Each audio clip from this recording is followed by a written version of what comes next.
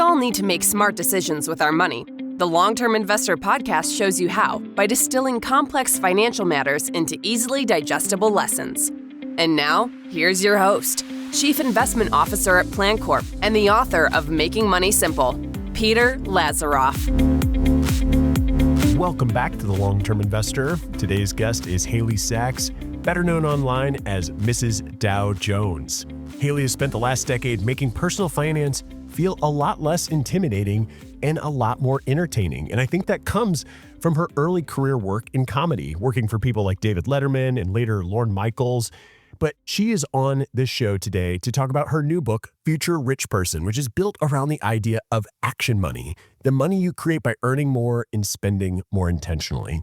We talk about all sorts of great topics, like the difference between looking rich and being rich, and how social media and frictionless spending can quietly sabotage your finances. As always, you can find detailed show notes at thelongterminvestor.com, but let's not waste any more time. Here is my conversation with Haley Sachs. Haley Sachs, Mrs. Dow Jones, welcome to The Long-Term Investor. I can't wait to be here. Thank you, Peter. Well, Future Rich Person, your new book is phenomenal. But before we dive into some of the content that came out of that, I was just hoping quick background for those who don't know of you and your work. Like, tell us about yourself. Tell us what you're all about. Absolutely. So I am credited as being sort of like the first financial influencer. I've been doing this for 10 years. And when I started like being online and posting videos about money, not really a thing. But I started my career in comedy. So everyone's always like, oh, you never worked on Wall Street? Well, my first job was for David Letterman. And then my sort of aha money moment came because I got hired by Lorne Michaels, who started SNL. And that was my first full-time job because I don't know if anyone listening is familiar with the entertainment industry, specifically comedy, but it is very much like gig worker oriented. So it was very cool to get that full-time gig with Lorne. I mean, Lorne and Letterman, those are pretty big names. Very big names. I was definitely locked in with comedy. But, you know, something that I talk about a lot in the book is like this idea that the American dream is sort of dead and like can't really look to corporate structures anymore in the same way to have financial success. You know, like it used to be for our parents' generations, you were at the same job for 30 years, you just put money in your 401k, you were safe, you know, you could retire. But now we have to be so much more creative and really have our own backs. And so, you know, in a way that I didn't really notice then, I, you know, ended up, my aha money moment was, okay, sorry, I got hired at Lorne Michaels the first day on the job. It was my first full-time job too. They asked me about health insurance and 401ks. And, you know, I didn't even know how to read a paycheck. I thought a 401k was a road race. It was very bleak. I had no financial literacy. And you know, I went home and tried to learn because I was so excited about this job. I didn't want them to fire me. And all the information that I found was either like so pandering towards women, like really telling us about deprivation, rewash your paper towels, don't have avocado toast, no lattes, or it was investing advice that really felt like it was for men. And it was, you know, sort of for guys that look like they'd never been through puberty, basically using a lot of jargon to like explain things to me in a way that just seemed like overly complicated. And so when I just sort of started to do the research myself, I was like, wow, this is not that hard. Like I've completely been catfished. I have been, you know, telling myself for my whole life that money's not for me, that I basically need to like, my dad will do it for me or I'll marry someone who's going to do it. And like, this is like so complicated. And, you know, by being good with money, my life's going to get so much smaller and it's going to get worse. And what I realized was being in control of my finances gave me so much freedom, so much ability to basically do whatever the hell I want, which I do, which is freaking awesome. And also that you basically just need like 7th grade math and some automation and you could be rich too. So that's sort of where Mrs. Dow Jones was born. But then back to the whole part of, you know, the American dream is dead, you know, can't trust corporate. I got laid off from Lorne Michaels. So I was working there for 6 months and was sort of like building this idea out. And then I was like, okay, cool. I can either like go grovel for a job at Comedy Central, which, you know, media's dying. I'm going to be making like $50,000 a year. Like it's I'm going to have to, work so much. It's going to be, I'm not going to own anything that I do, or I can really try and make this a thing. And so I gave myself a year to pursue this. And in the meantime, I was working as like a freelance music writer for a company called Fuse. I'm not really that into music. So it's funny because I was like writing all the videos for, I think it was like Phineas would come or, Sophie Tucker, like all these cool bands that I had no idea about because I'm really just a Swiftie. And then by the end of that, I got in the New York Times. And so, which sort of changed my career. And then shortly after that was the pandemic, which was obviously like a big boom for financial content as well. And yeah, I've been doing it ever since. And this is my first book though. So it's really been like a long lead up to this and I'm really excited. Well, it turned out great. And I really appreciate like how approachable that you're making some of this stuff. And I thought what was interesting is you opened the book with people who are kind of ashamed or overwhelmed or just avoiding their money. So maybe let's start there. Why is shame such a powerful barrier to building wealth? Peter, like the whole first part of the book is called Face It, because I've done this for almost 10 years. I've worked with tens of thousands of people. And what I've noticed is that I can give you all the money advice in the world, but you're never actually going to change your finances if you don't first change your money mindset. And you first don't understand why you act the way that you act. And so, shame is so powerful because neurologically, it activates the same threat response as like physical danger. When you feel financial shame, you go offline, like you're no longer there. And, we had so much financial shame, despite the fact that no one ever taught us.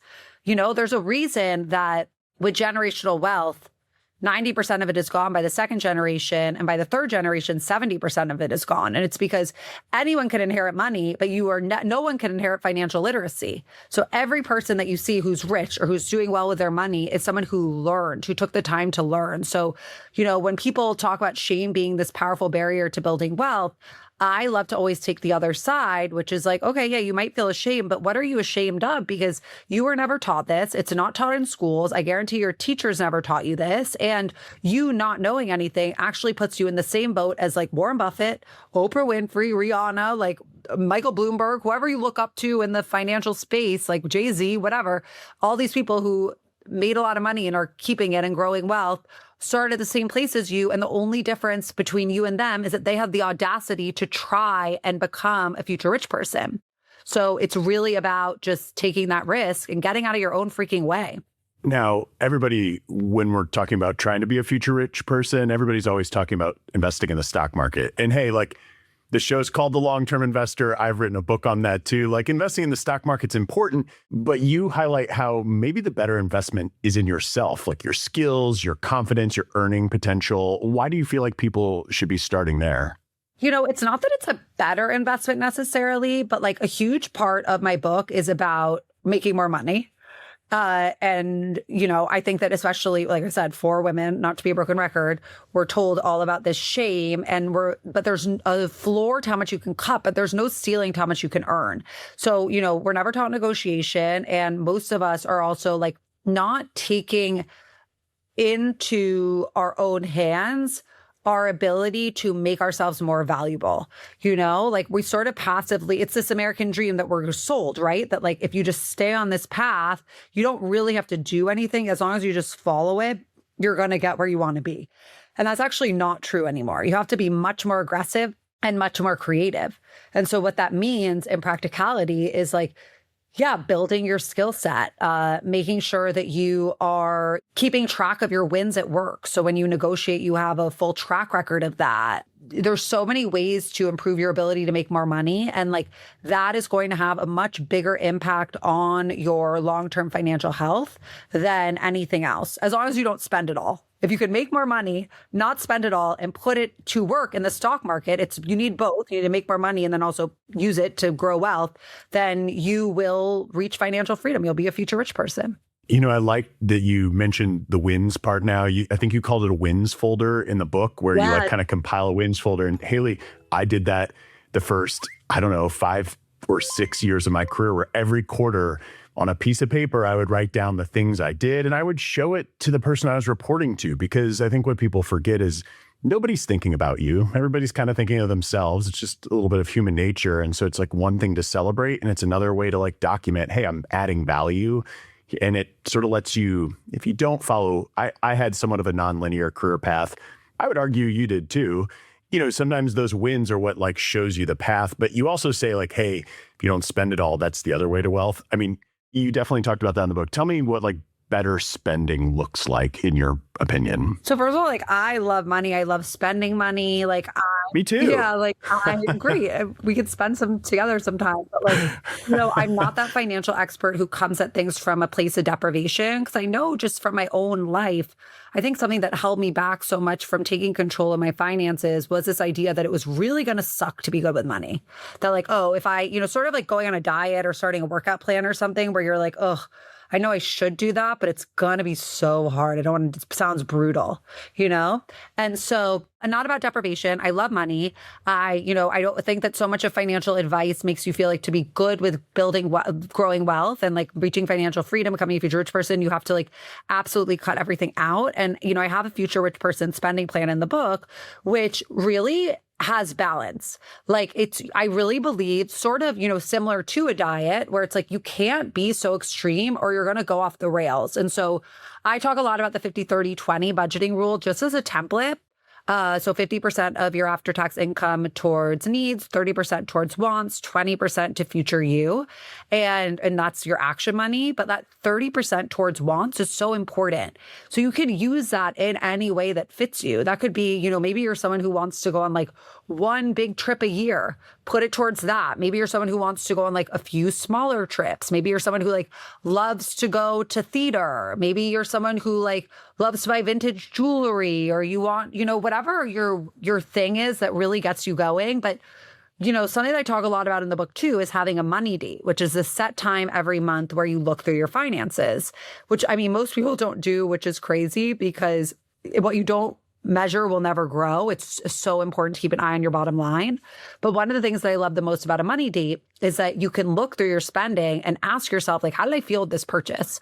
Was it worth it? Did I buy that just because I was stressed or anxious or because an influencer told me to? Or was that because like that is 100% aligned with my financial values? And it's something that I freaking love and gives me so much like oomph for. And so it's a good moment for you to sort of figure out, what do you actually value? Yeah, people will talk about their values all the time. I'm like, but show me your spending and I'll tell you what your values actually are. That's such a good point. And for me, it's like, and I love the exercise. Yeah, that exercise is great.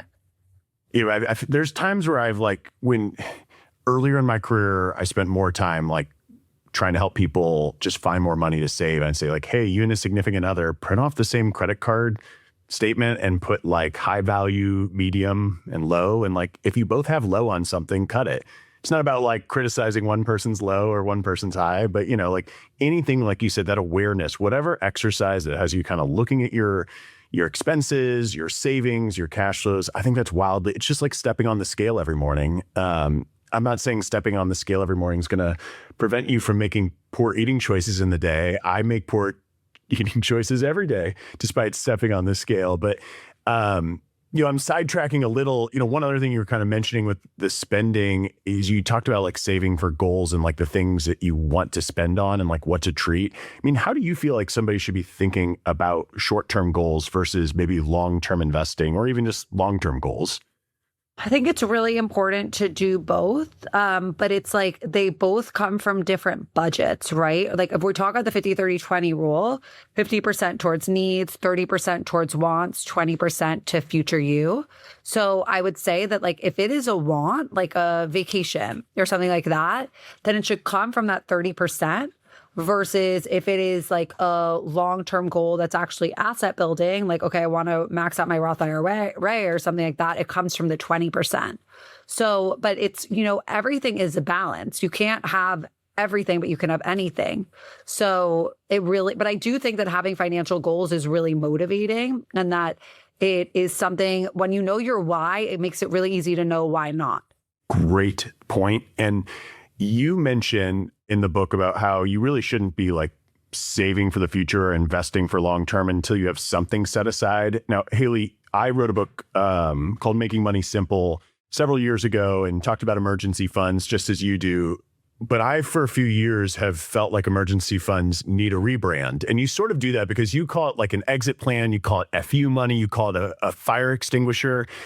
I'm just like boring. I'm like, oh, it's an excess cash or a cash reserve. I'm thinking, but the thing is, you tap an emergency fund sometimes for things that aren't emergencies, right? I mean, there's just such a wide opportunity set for that money beyond just, here's an unexpected expense. Yeah. Oh, well, I mean, I do think it's an emergency if you are like in a job that you're totally dying at and like you have like an abusive boss or whatever, or like fair enough. A relationship that you need to leave. Like, especially for women, I think an emergency fund is just so important because it gives us the opportunity to get ourselves out of situations. An emergency, I guess what you're saying, traditionally, car accident, the dental thing or whatever, it is. I think emergencies can be emotional too. Of course, there's a sliding scale here. It doesn't mean like you have a bad day at work and you're like, emergency fund, I got to quit. But it's like, you sort of know if you're in one of those situations where you're totally stuck and your soul is dying a little. And to me, that is an emergency. And that's what money is all about. Being a future rich person is about having control over your life. Yeah, that flexibility. I like that you're clarifying my thought pattern there, because the traditional, as you point out, emergency for like unexpected medical expense, car crash, those are real things. But I think it's just the flexibility that cash offers you is underrated, especially when people, and this is not as true now as it was maybe 10 years ago, but sometimes people look at their cash and it's not earning that much and they say, gosh, I should be investing this money. I mean, what do you say to people like that who are resistant to build up any sort of cash reserve because they want to invest it? I mean, my chapter in the book on investing has a warning label on it that says like, warning, do not invest unless you have an emergency fund and have paid off your high interest rate debt. And that's because of math. Like, I'm very data driven. And like, if you skip go and you go right to investing and you have no emergency fund, then you might get into an emergency and have to pull your money out of the stock market when the market is down. And look, we are long-term investors, Peter. Obviously, we're on this show, but we know the stock market does not always go up. It goes down and up and down and up and then eventually up over time. But if you need your money in that time where it is down, you might have to take it at a loss, not to mention all the tax implications. You're breaking up a compounding cycle. So it really has a huge impact. You have to do things logically. Same thing with investing if you have high interest rate debt. I mean, debt is credit card debt could be 27%, but the stock market makes 8 to 10%. So you're on a hedonic treadmill if you're investing, but you have a high interest rate debt that you're paying off. Well, and I think some people think that they forget the important point that you just made, that the stock market, your expectation should be like 8 to 10%, whereas they're thinking, I'll just get into this IPO and make a lot of money and, off to the races. I do feel like, there's a lot of people who look at their investments and don't really understand what risk is or don't understand the risks they're taking. And when you think about people who are engaging with your work, I mean, what's the kind of misconception or common mistake that you see people making on the investment side, I should say? I think that there is just this idea of getting rich quick that is quite dangerous. And it comes from financial nihilism, like this idea that like the system is so out to get you. There's no more opportunity. Like the world is burning. We're on a floating rock. So we might as well just like fully send it and not take the boring way because like we've already been so screwed by the system. So we need to like find a different route. And I will say that there's still so much opportunity to grow wealth. And those are the people who actually lose. But that's something that I see the most is just this, inclination to get rich quick. I think I also see a lot of people who are scared to invest because they think that it's risky. So they would rather keep their money in a checking account or a savings account, even if they have more than enough. They've oversaved their emergency fund. They don't have debt. They want to oversave from that because they're like convinced that by putting money in the market, they're putting themselves at risk. But the inflation report just came out. Inflation is at 3-year highs. You cannot outrun inflation. Like if you keep your money in cash, then you are just losing purchasing power every single day. So actually that's more dangerous than investing. Yeah, I couldn't agree more. Like the long-term investing is actually like the safe option. Like that's you being like a boring grandma. I love it. Well, and I think, everyone thinks about the volatility piece and you sort of point out at times, and maybe not in these exact words, but like you should expect the drama to come, right? Like when you get invested, the reason we invest is to grow our savings at a rate greater than inflation, ideally without taking undue risk. And to me, like what's undue risk? I typically think it's in investing in individual stocks. It's trying to get in and out at the right moment. But something like a 10% drop or a 20% drop or even a 30+% drop, like those are actually kind of normal. So, I mean, when you are talking to followers, when you're talking to others, like how do you feel like you can set expectations on that front to say like, yes, it's risky to not be investing, but what are those things you should be expecting as you are an investor? I always say, like, I do not want an average wardrobe. I don't want an average relationship. I don't want average travels or friends. But like, when it comes to investing, give me average. Like, I want to be average. Like, that's what we need to pursue. Like, be fabulous and over excel in every other part of your life. But like, you are going to make yourself go broke if you look for opportunities to be not average investing. Like, that's really my name of the game is like I pursue an 8 to 10%. Like maybe I miss out on opportunities. A lot of things come across my desk, investments, but I'm never looking to get rich quick. And I'm never looking for things that overpromise because most things that overpromise underdeliver. Look at the SpaceX IPO. You think anyone's getting rich off that? These retail investors are screwed. No, every big institutional investor I know with access to the SpaceX IPO is just talking about how they can get rid of it. And it's like, why would you want something? Why are you so desperate to buy something at the price that the smart money is desperately trying to sell it at and liquidate from?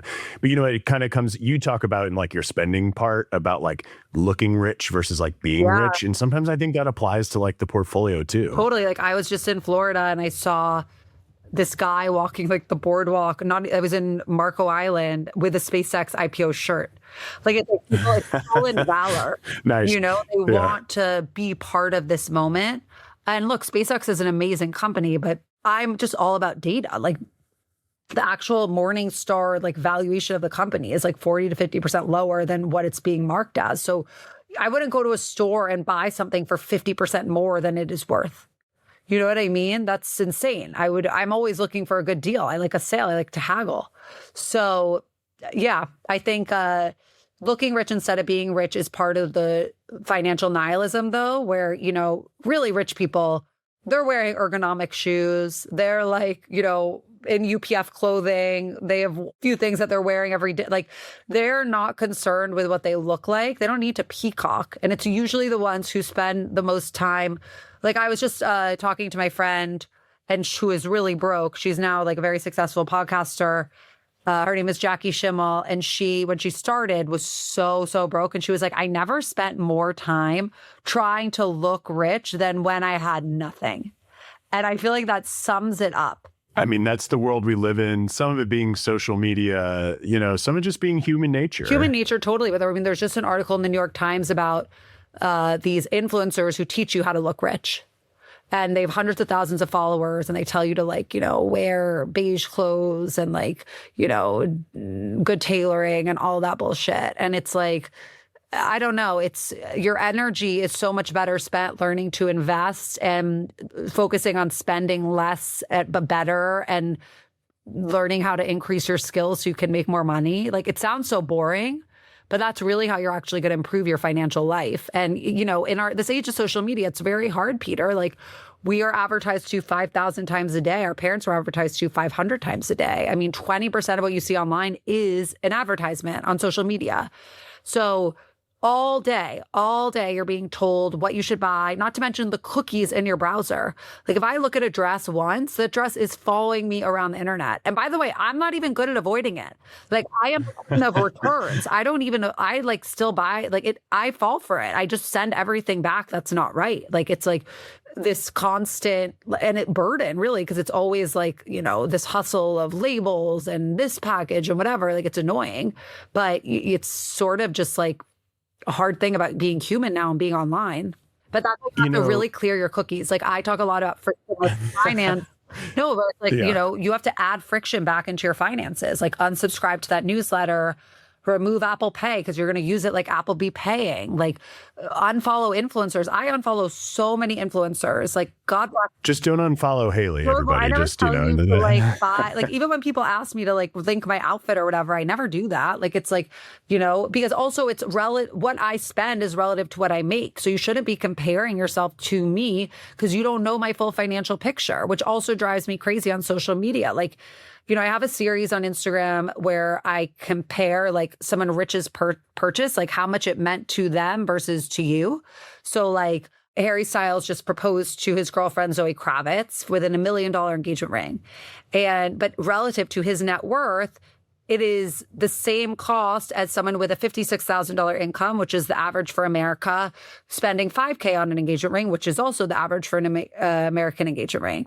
And so you might see the $1 million engagement ring and be pissed that like you don't have that big or nice of an engagement ring, but it's like, it's all relative to what you make. That's why you can't compare yourself to other people. I love that example. And, you've written that like getting rich and staying rich are different skill sets. Totally. I mean, what do you think changes once someone has some momentum?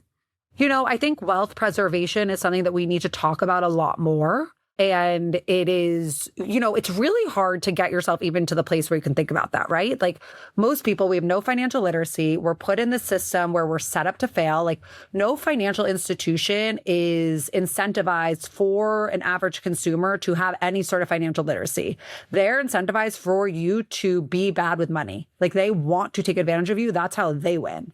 So, okay, first of all, hard to even get to the place where you're thinking about staying rich, right? Like you have to really avoid so much stuff, get your impulses in control, get your money mindset in control, because, it's not even that it's hard to do. It's more just like, what's your self-identity? Like my self-identity when I started was, it's like, I can't do this. Money's so hard. My life's going to suck, all these things.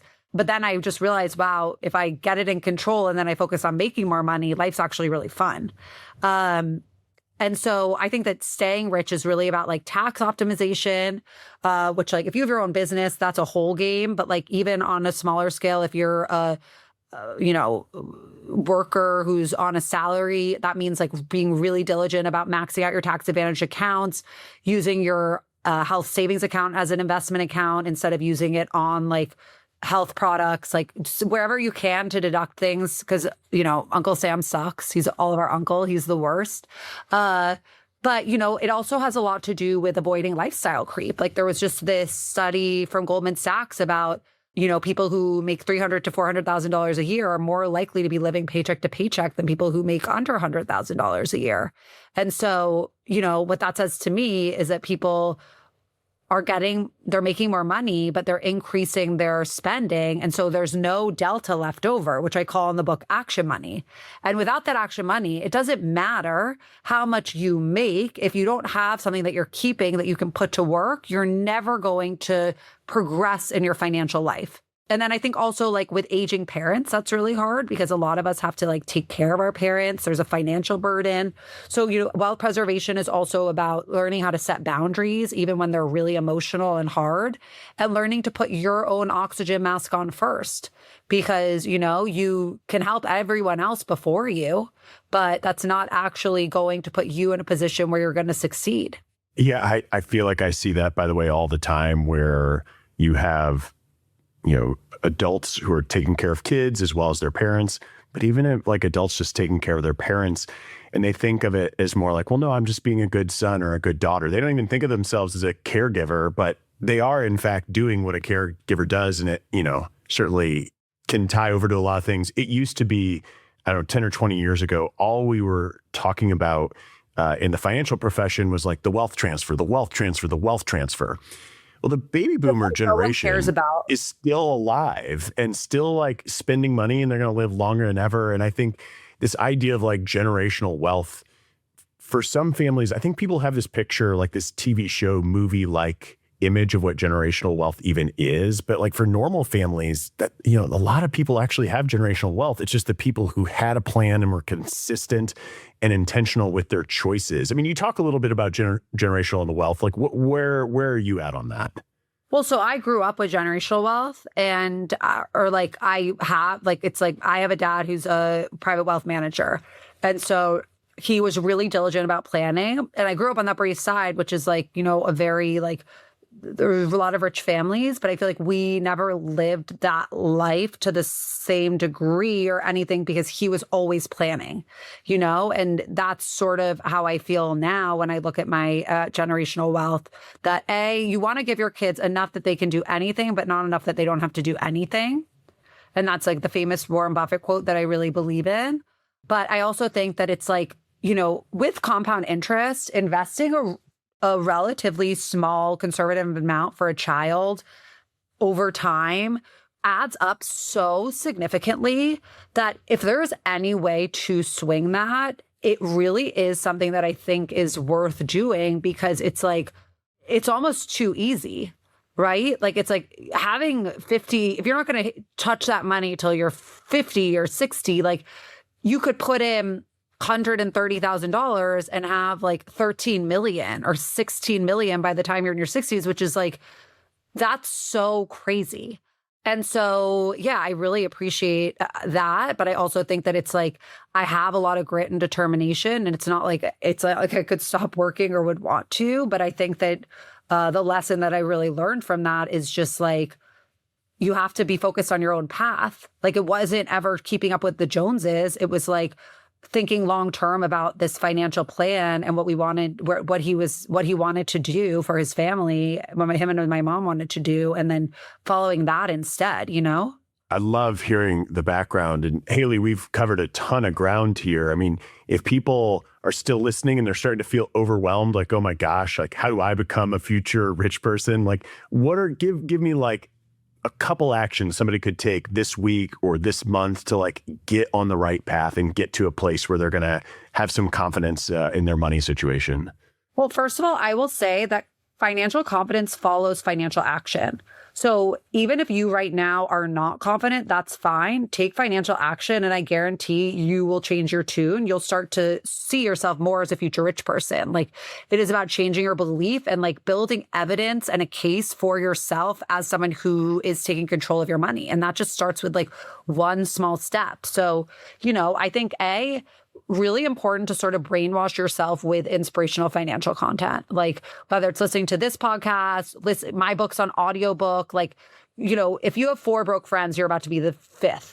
But it doesn't mean that you need to then rethink your whole friend group if your friend group is not like so financially focused. Those might be people that you really love, but just maybe not aligned with. You can have friends who are creators who are going to stick in your head and tell you what to do. And I think that's like such a cool thing about being alive now that we have all this access. But then I also just say a really actionable thing to do is open a high yield savings account. Completely free to open. Regular savings account gets 0.04% interest. A high yield will give you 4 to 5%. So it's a huge jump. That's an 100 times jump. And, set up an automated deposit. That was where I started my financial journey, was literally just by saving my emergency fund, automating that deposit. And like, it was so addictive. And now I'm like so addicted to having my saving buckets. I take a trip to Europe every summer. That is something that I automate my savings for. I have one for my dog. I have one for my next apartment. Like, it's like I have all of these little like dreams of mine as a future rich person of what I want my life to look like. And I've got that money just going away every month towards that. So it's also fun. Like, it doesn't have to be something that's so shame-filled. It's like you have the paintbrush to your life. Like, this is your canvas. Money is the thing that allows you to do that. And I know that's hard to feel when you are, struggling, you're living paycheck to paycheck. But I will say the first step there is really to think about how can you make yourself into someone who makes more money? And there's so many ways to do that. Like right now, it's never been easier to gain skills. That doesn't mean like going down the rabbit hole of all these like charlatans on TikTok trying to teach you how to like do this or that. But it's like, learn about AI, like take a course on AI, be the person in your office who's really good at it. And like, I guarantee you that's going to give you value. Or like, just there's so many ways to get better at what you do, and just look for those opportunities to make more money. And then don't spend it all. That's the biggest thing. Do not spend it all. Spend it on your future self, i.e. like invest some of it. That, investing is spending on yourself. It's just, delayed spending. And then also just like whenever you see a commercial or an influencer or someone trying to sell you something, just tell yourself like, oh, they're trying to take my money. Oh, I love it. Take a beat, take a beat. It's so easy to be impulsive. The world is so crazy. We see so much more news than we really should. And it's easy to just try to regulate through buying things. It doesn't work. I try every day, and then that's why I have to return everything. I got a bag of returns right over there. Yeah. Maybe it'll happen after this conversation, but before I sign off. That's our best financial advice. Buy a printer. Yes. Haley, where can people find you if they want to follow you more closely on a day-to-day basis? Yeah, I would love to have you. Everyone is welcome. Mrs. Dow Jones. That's Mrs. married to the Dow. You could also go to mrsdowjones.com. You can get my book, Future Rich Person, wherever you get books. And yeah, my podcast, Financial Tea, is out every Thursday. Be sure to get all that stuff. And if you are wanting to get resources that we mentioned during the episode, you can go to thelongterminvestor.com. But Haley, thank you so much for being here today. Can't wait to do it again sometime. Yes, I would love that. Thank you for having me, Peter. Stay rich. Thanks for listening to the Long-Term Investor Podcast. To access free financial resources and submit questions to be answered on the show, visit thelongterminvestor.com. Peter Lazaroff is an employee of PlanCorp and BrightPlan. All opinions expressed by Peter and any podcast guests are solely their own opinions and do not reflect the opinions of PlanCorp or BrightPlan. This podcast is for informational purposes only and should not be relied upon as a basis for investment decisions. Clients of PlanCorp and BrightPlan may maintain positions in the securities discussed in this podcast.